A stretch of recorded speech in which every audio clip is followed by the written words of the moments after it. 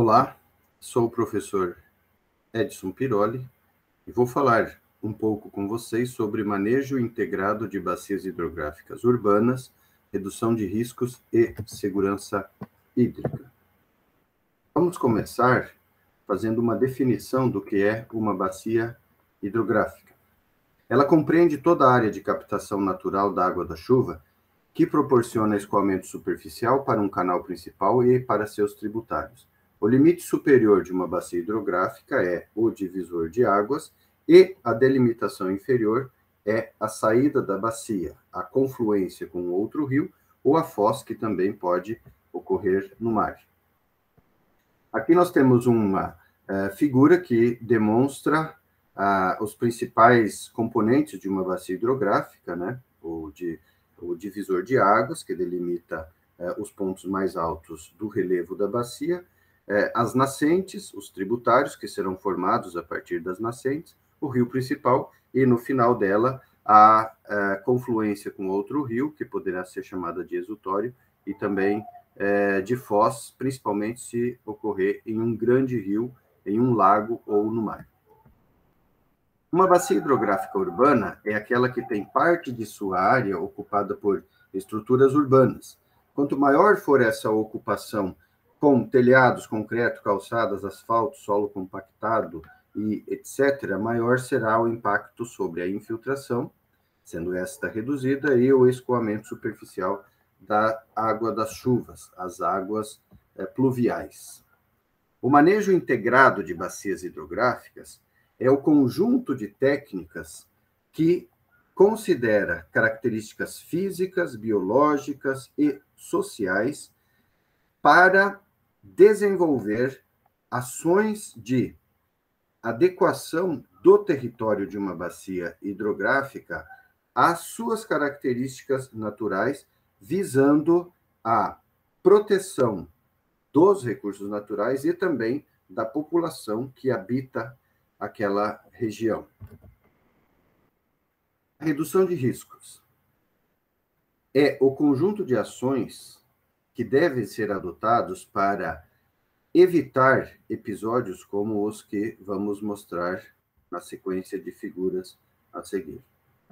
Nós vemos aqui uma notícia falando de uma chuva em Botucatu, que causou inundação em alguns córregos. Temos aqui um outro exemplo em São Carlos, onde uma senhora foi arrastada pela enxurrada em uma rua e faleceu. Um exemplo aqui em Valparaíso de Goiás, em cima no meio, uma senhora sendo arrastada pela água das chuvas também. Uma notícia no canto inferior esquerdo, dizendo que a Avenida Nações, em Bauru, foi alagada mais uma vez, né? Este é um exemplo de alagamentos e inundações que ocorrem há muitos anos já. Na figura central, um exemplo em Presidente Prudente, no Parque do Povo, e do lado direito, um exemplo em Ourinhos, onde uma senhora foi arrastada por uma tromba d'água em um córrego e faleceu. Temos ainda mais 3 exemplos aqui, de uma inundação em Saudade, Santa Catarina, de uma inundação em Alagoas e também de um episódio bastante conhecido, né, que foram os deslizamentos e os soterramentos de casas, pessoas e outras infraestruturas no Rio de Janeiro em 2011.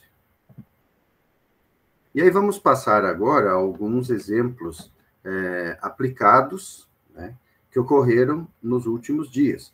Este dia Lins aconteceu no dia 11 de janeiro de 2023, onde o córrego, aliás, o Ribeirão Campestre, foi enchido acima de sua capacidade e as águas transbordaram, inundando as vizinhanças, inclusive o terminal rodoviário de Lins.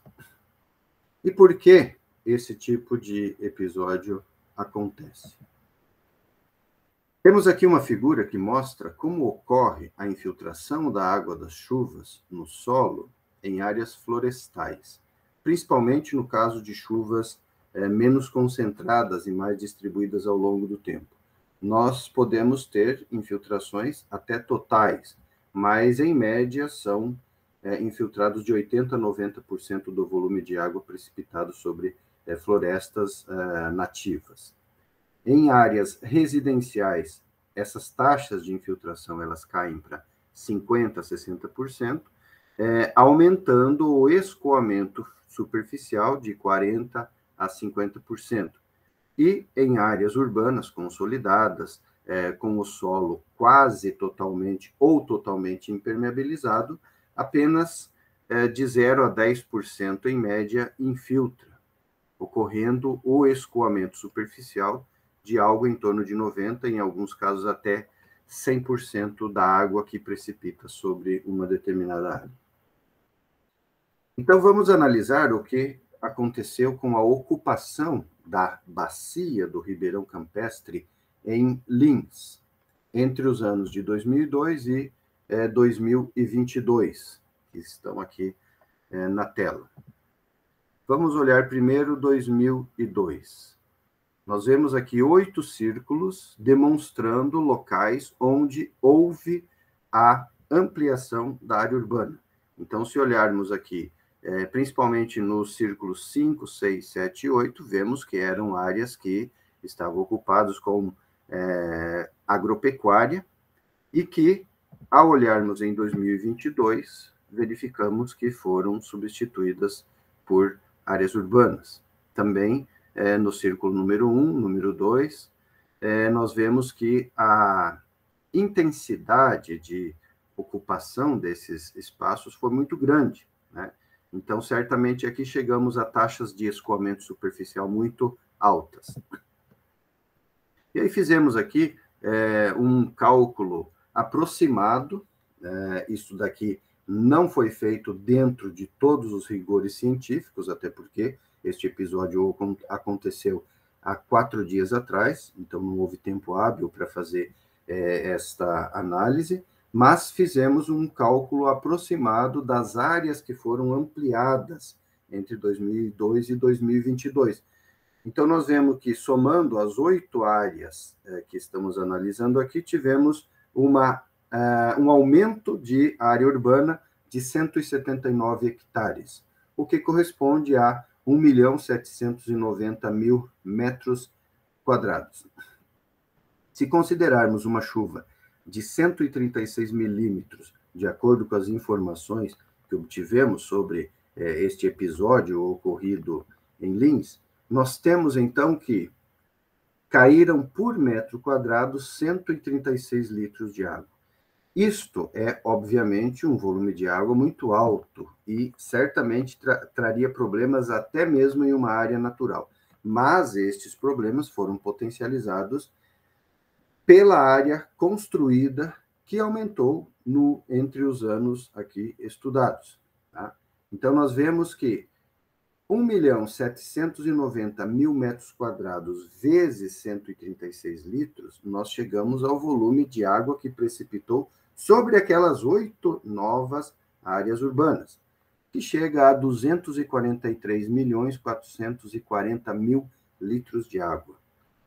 Se considerarmos que, nas condições de 2002, nós tínhamos um escoamento superficial que era menor devido à presença de grama, capoeira, solo exposto e outros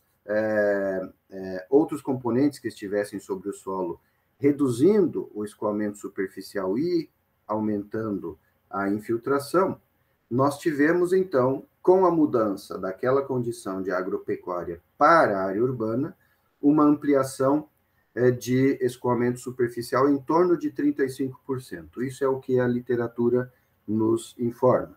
Então, significa que 35% de 243.440.000 litros são 85.204.000 litros que poderiam ter ficado retidos temporariamente por um período maior e que não chegariam tão rapidamente ao fundo do vale, no Ribeirão Campestre.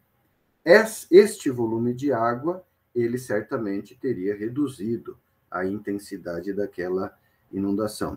Mas, com as condições de hoje, a água cai sobre telhados, sobre asfalto, sobre concreto, sobre outras estruturas impermeáveis, chega nas canalizações, que, via de regra, são retas e levam a água rapidamente para o fundo de vale, e quando chega a água de todos os lados em um grande volume, ela vai aumentar o nível de água e não vai conseguir ser enviada para a foz do Ribeirão, no caso, com a velocidade que seria necessária.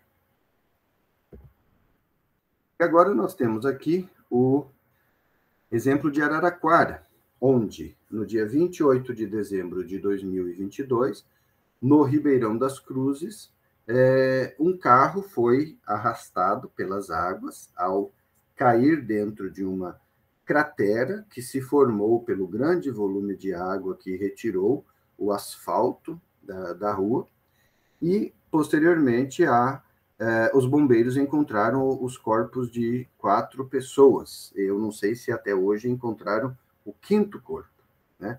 No caso aqui de Ourinhos, que nós vamos ver na sequência, o corpo de uma senhora que foi arrastado pelas águas, ele demorou 3 meses para ser encontrado, porque ele foi soterrado pelos sedimentos, pelo solo, pelo material que veio junto com a água em um determinado ponto do córrego. Isso pode ter ocorrido em Araraquara, mas eu não tive informações nos últimos dias de se o corpo da 5ª pessoa foi encontrado. Vamos analisar, então, as mudanças que ocorreram na cabeceira da bacia do Ribeirão das Cruzes.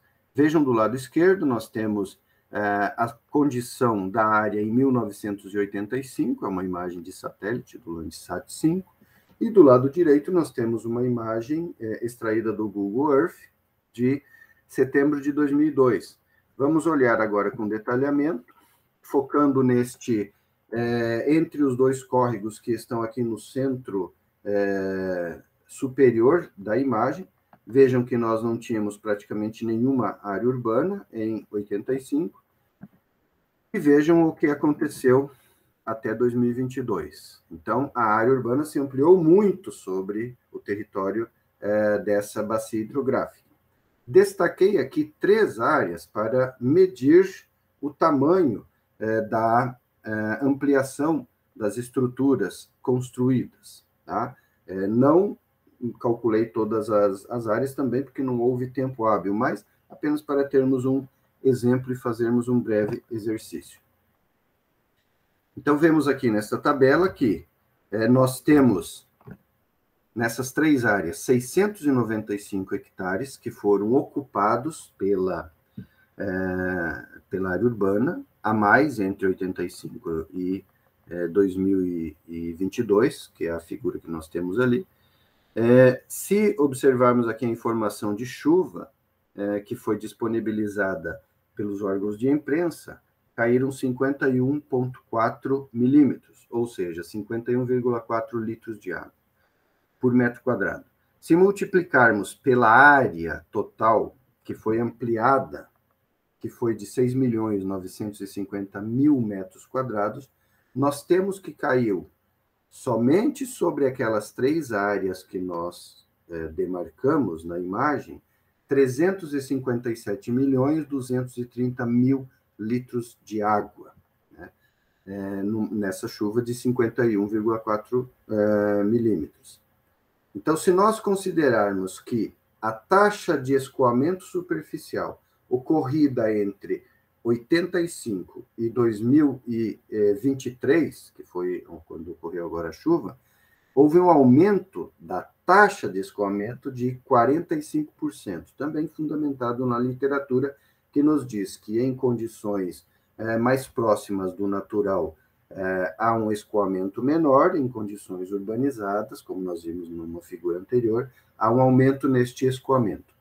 Então, se nós calcularmos 45% deste volume de 357 milhões de litros, nós temos quase 161 milhões de litros que, em 85, ficariam retidos por mais tempo no solo, uma parte filtrando, uma parte escoando lentamente, e que hoje, pelas características urbanas de telhados, concretos, asfalto e canalizações, quase sempre diretas para os corpos d'água, nós vamos ter uma chegada deste volume de água com uma velocidade muito rápida. Então, toda a água que cai na chuva, na maior parte do território, ela chega muito rapidamente ao fundo do vale, ao córrego.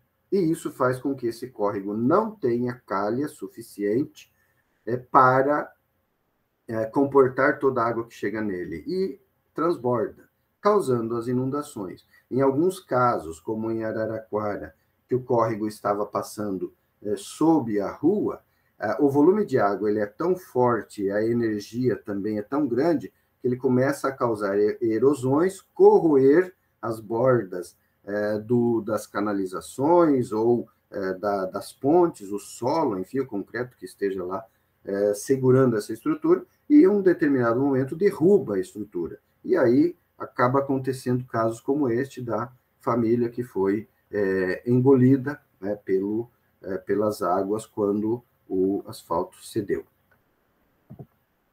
Nós temos aqui o exemplo de Ourinhos, que eu comentei há pouco, onde, no ano de 1972, a microbacia ela praticamente não tinha ocupação com estruturas urbanas, e em 2014, ano que ocorreu este episódio, ela era quase completamente urbanizada. Isto mudou completamente as relações hidrológicas nesta microbacia, fazendo com que o volume de água que chega concentrado no fundo de vale seja atualmente muito maior do que era em anos anteriores. E isso foi aumentando paulatinamente. Em 72 quase não tinha obra, em 82 tinha um pouco mais, em 92 houve uma ampliação, em 2002 mais, em 2012 mais ainda, e foi em 2014 que o equilíbrio se rompeu.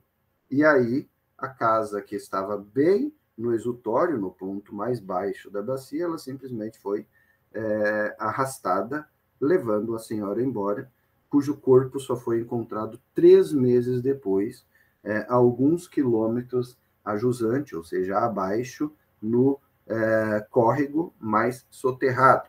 Com o movimento das águas posterior ao soterramento do corpo, as águas foram levando os sedimentos que estavam e acabou aparecendo a mão da senhora, que depois foi vista por algumas pessoas que, enfim, tomaram as providências para que o corpo fosse resgatado. E por que isso ocorre? Então, vamos ver aqui que numa bacia hidrográfica, com cobertura natural, conforme mostrado no lado esquerdo, no balanço hídrico do lado esquerdo, nós temos um equilíbrio aproximado entre a evapotranspiração, a interceptação vegetal, o escoamento superficial, subsuperficial e subterrâneo.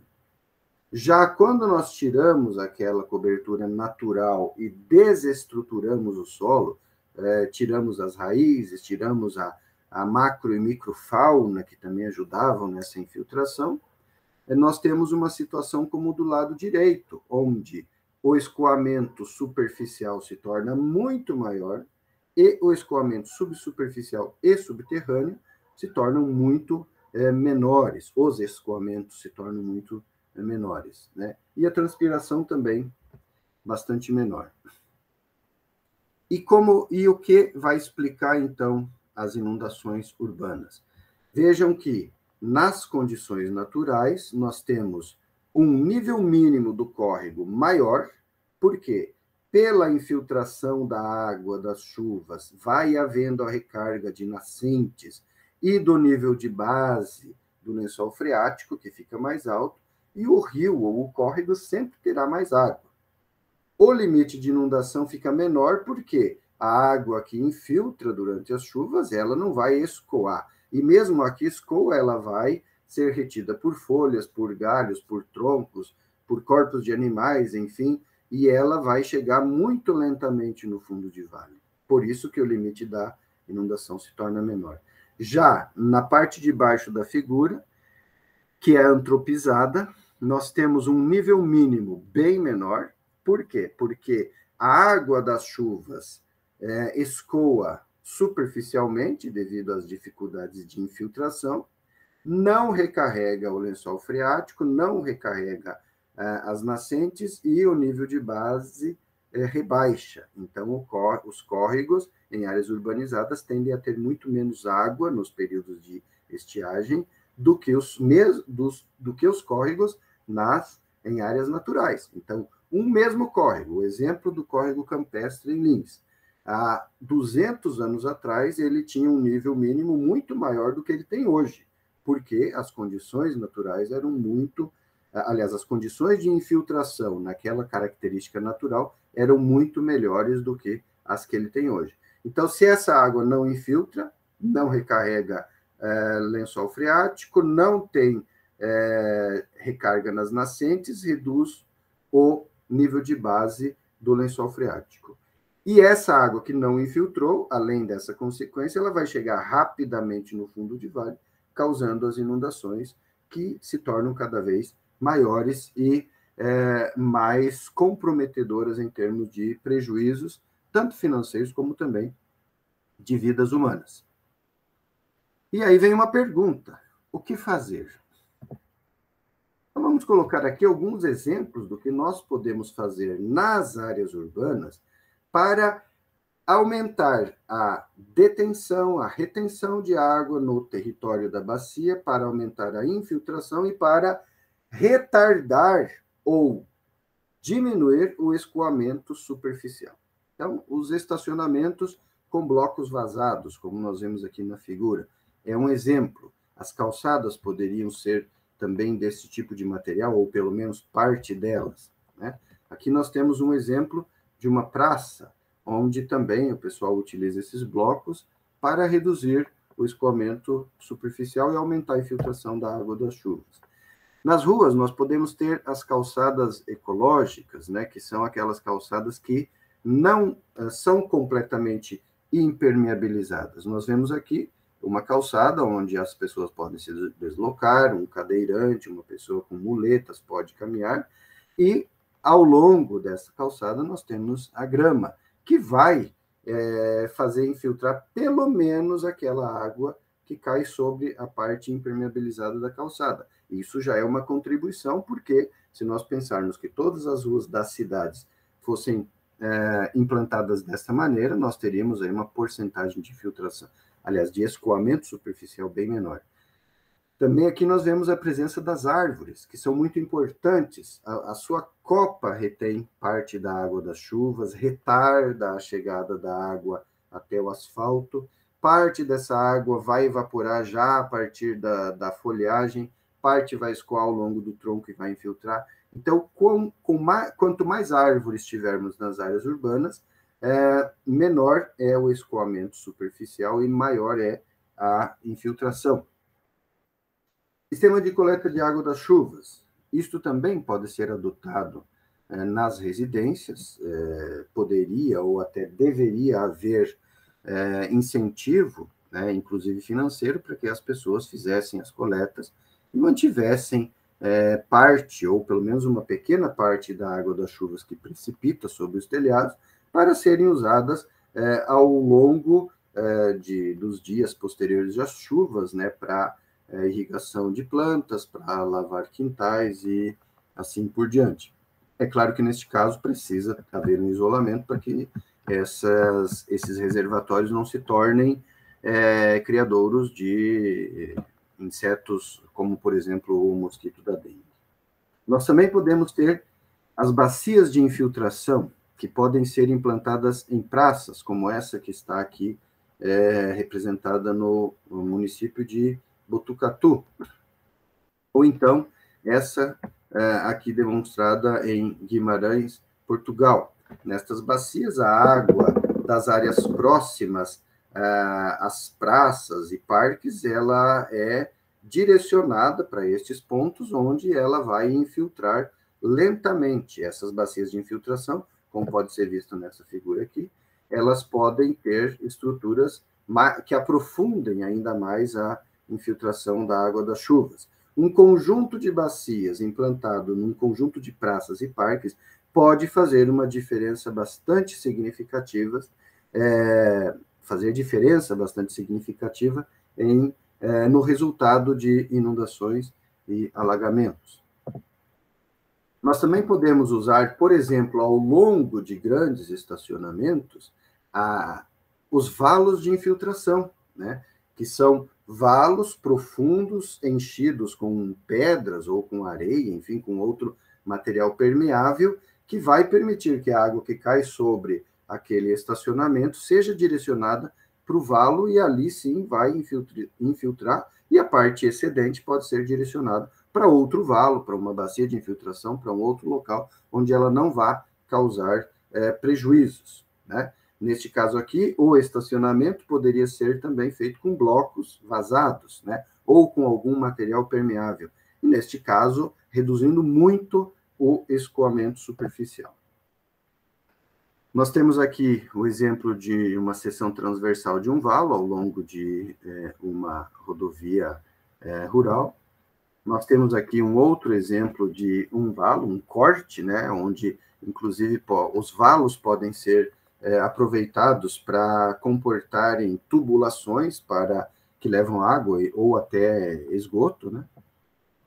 Nós podemos ter as trincheiras de drenagens ou os poços de infiltração, que podem ser colocados em qualquer lugar, né? Em praças, em pátios, em jardins, próximos a residências ou prédios, né? Claro que, neste caso, não deve ser tão próximo a ponto de causar algum risco de queda da estrutura do prédio, mas isso precisa ser, obviamente, feito com um pouco de cuidado. Aqui nós temos um exemplo de um poço de infiltração.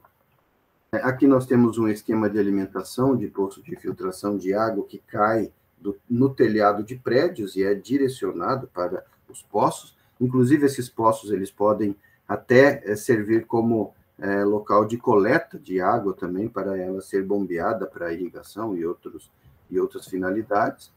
Nós temos aqui o exemplo de jardim filtrante, que também pode ser implantado ao longo de ruas em áreas urbanas mais consolidadas, com o objetivo de direcionamento de água, de retardamento do escoamento e de aumento da infiltração.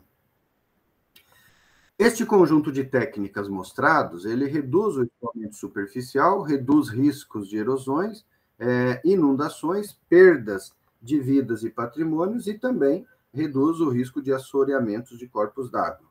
Além disso, aumenta a infiltração da água no solo, melhorando a umidade, tanto do solo como da atmosfera, melhorando também o clima urbano.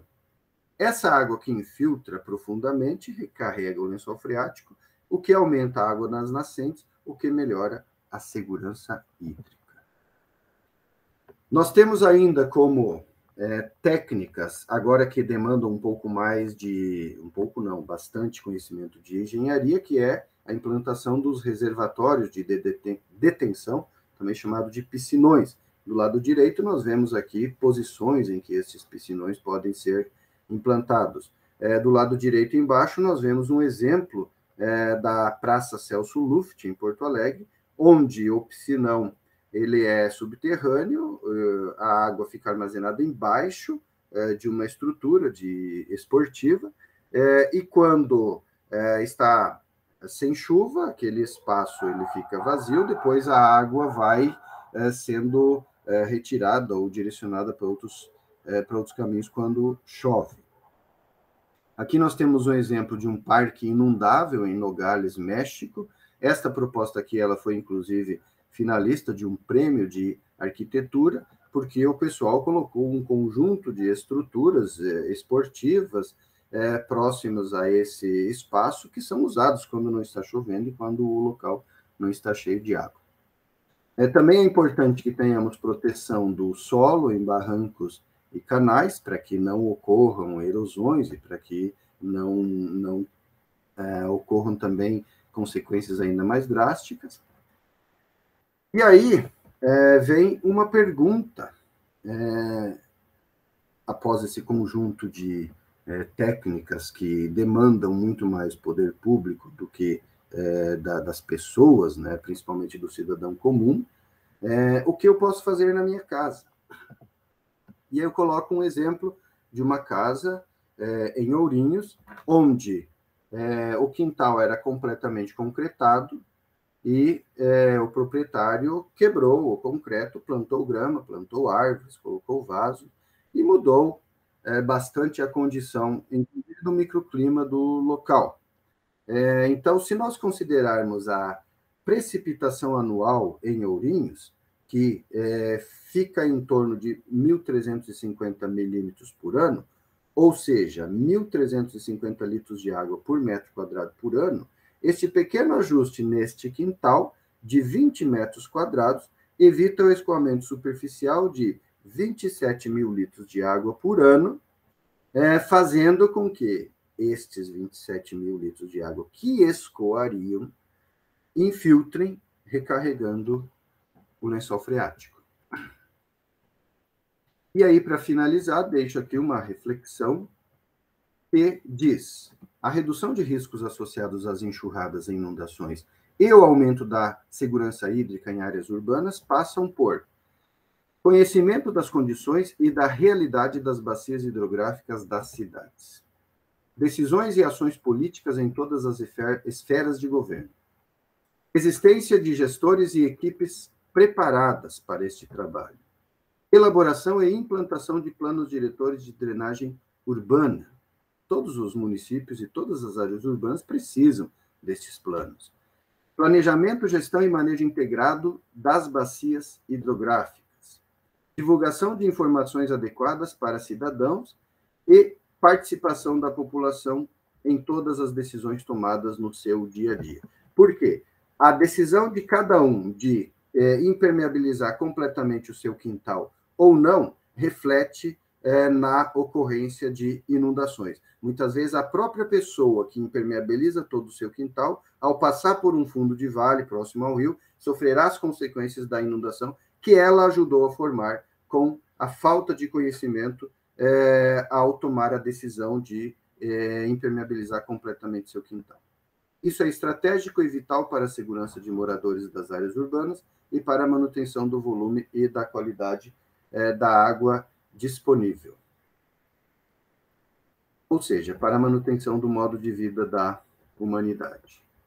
Assim, eu encerro esta apresentação e me coloco à disposição para contatos de qualquer pessoa que precise de algum esclarecimento. Obrigado pela oportunidade.